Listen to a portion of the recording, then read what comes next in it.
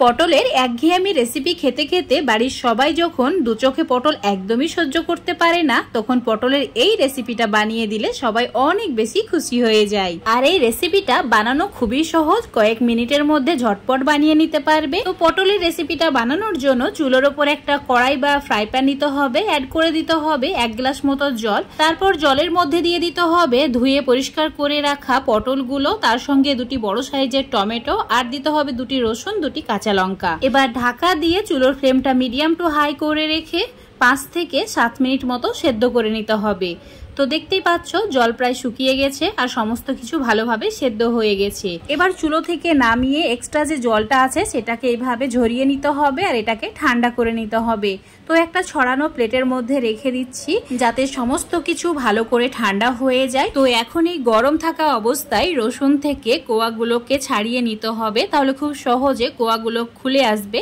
আর এরই সঙ্গে টমেটোর যে খোসাটা আছে সেটাকেও ছাড়িয়ে নিচ্ছি। এখানে রসুন আর টমেটোর পরিমাণটা অবশ্যই যে পরিমাণে পটল নেবে সেই হিসাবে বাড়িয়ে বা কমিয়ে নিতে হবে। এখন এটা ঠান্ডা করে নেওয়ার জন্য এভাবে রেখে দিচ্ছি।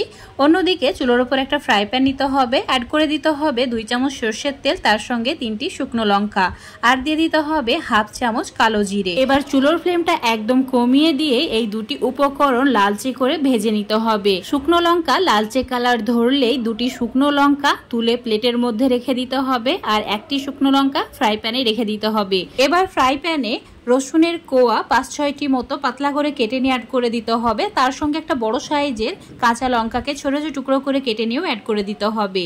5-6 সেকেন্ড মিডিয়াম আঁচে ভেজে নিতে হবে। তারপর ফ্রাই প্যানে অ্যাড করে দিতে হবে একটা বড় সাইজের পেঁয়াজকে স্লাইস করে কেটে নিয়ে, এখানে অবশ্যই পেঁয়াজটা স্লাইস করে কেটে নেবে। এবার চুলোর ফ্লেমটা বাড়িয়ে দিয়ে অনবরত নাড়াচাড়া করে পেঁয়াজের কালার লালচে হওয়া পর্যন্ত ভেজে নিতে হবে। দেখতেই পাচ্ছ পেঁয়াজের কালার পুরো চেঞ্জ হয়ে গেছে। তো এখন এই সময় সামান্য পরিমাণে হলুদ গুঁড়ো মানে 1 চিমটি হলুদ গুঁড়ো অ্যাড করে অনবরত নাড়াচাড়া করে আবারও 1-2 মিনিট ভেজে নিতে হবে। তো এখন চুলোর ফ্লেম একদম কম রেখে পটলগুলোকে ব্লেন্ডারের মধ্যে নিয়ে নিতে হবে আর তার সঙ্গে টমেটো, রসুন আর কাঁচা লঙ্কাটাকেও নিয়ে একদম মসৃণ করে পেস্ট করে নিতে হবে। তো দেখতেই পাচ্ছ পেস্ট করা হয়ে গেছে। তো সঙ্গে সঙ্গেই ফ্রাই প্যানের মধ্যে ঢেলে দিয়েছি। তো এবার অনবরত নাড়াচাড়া করতে হবে আর খুব ভালো করে কষিয়ে নিতে হবে। এই সময় অবশ্যই চুলোর ফ্লেমটা একদম হাই করে রেখে দেবে, তাহলে খুব সহজে জলটা শুকিয়ে যাবে। এবার অ্যাড করে দিতে হবে স্বাদ মতো নুন। তারপর চুলোর ফ্লেমটা হাই রেখে আবারও 5 মিনিট ভালো করে কষিয়ে নিতে হবে। এখন তোমাদের 5 মিনিট পর দেখাচ্ছি। হাই ফ্লেমে কষিয়ে নেওয়ার ফলে দেখো একদম খুব সুন্দরভাবে জলটা শুকিয়ে গেছে আর ভালো করে কষানো হয়ে গেছে। এখন এই সময় চুলোর ফ্লেমটা একদম কমিয়ে দিতে হবে আর লো ফ্লেমে অ্যাড করে দিতে হবে 1 চামচ কাঁচা সরষের তেল। আর যে শুকনো লঙ্কা দুটো ভেজে তুলে রেখেছিলাম সে দুটো হাত দিয়ে এইভাবে মচলে নিয়ে অ্যাড করে দিতে হবে। তারপর সমস্ত কিছু ভালো করে মিশিয়ে নিতে হবে, তাহলেই রেডি হয়ে যাবে দারুণ সুস্বাদু পটলের ভর্তা। এটা গরম ভাতের সঙ্গে বা রুটির সঙ্গে যেটা দিয়ে খাবে সেটাই কিন্তু জমে উঠবে।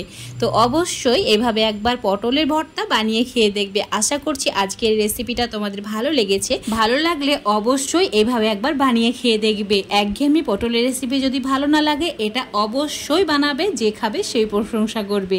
আজকের রেসিপিটা যদি ফেসবুক পেজ থেকে দেখো পেজটাকে ফলো করে নেবে, ইউটিউব থেকে দেখলে চ্যানেলটাকে সাবস্ক্রাইব করে রাখবে আরও এরকম রেসিপি পাওয়ার জন্য।